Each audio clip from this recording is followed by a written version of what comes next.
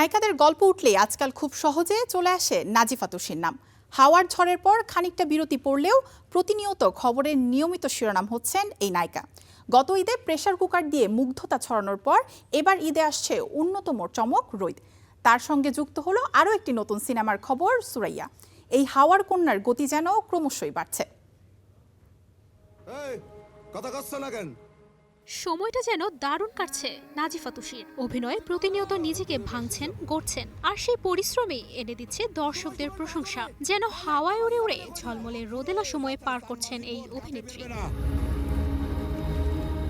গেল রোজার ঈদে মুক্তি পাওয়া প্রেসার কুকার সিনেমায় তার অভিনয় ছিল আলোচনায়। বাস্তবধর্মী চরিত্রে তুষির স্বাভাবিক অভিনয় দর্শকদের কাছে ধরা দেয় আলাদা করে। দাঁড়াও না একবার ভাই। তবে এখানেই থেমে নেই তার যাত্রা।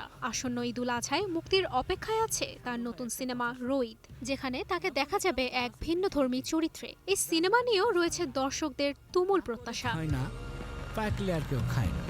এর মাঝেই নতুন চমক হিসেবে শুরু করেছেন আরেকটি সিনেমার কাজ।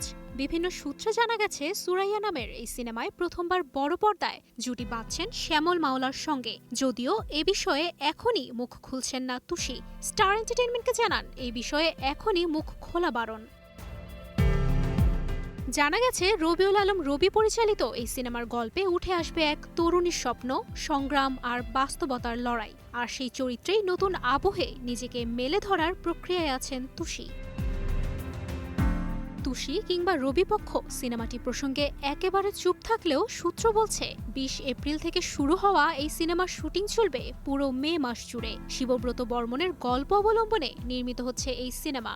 ২০২৩-২৪ অর্থবছরে এটি ৭৫ লাখ টাকার সরকারি অনুদান পেয়েছিল। এছাড়া যুক্তরাষ্ট্র ও কোরিয়ার দুটি উৎসবের ফিল্ম বাজারেও জায়গা পেয়েছিল প্রকল্পটি। হাওয়ার তুমুল সাফল্য, প্রেসার কুকারের প্রশংসা, রোদের অপেক্ষা আর সুরাইয়া দিয়ে নতুন যাত্রা, সব মিলিয়ে ক্যারিয়ারের গুরুত্বপূর্ণ অধ্যায় পার করছেন তুষি। নতুন গল্প আর চ্যালেঞ্জিং চরিত্রে নিজেকে আরও প্রমাণের এই অদম্য যাত্রায় তিনি কতদূর ছুটতে পারেন সেটি এখন দেখার পালা। তুবাইশি বুশরা, স্টার এন্টারটেইনমেন্ট।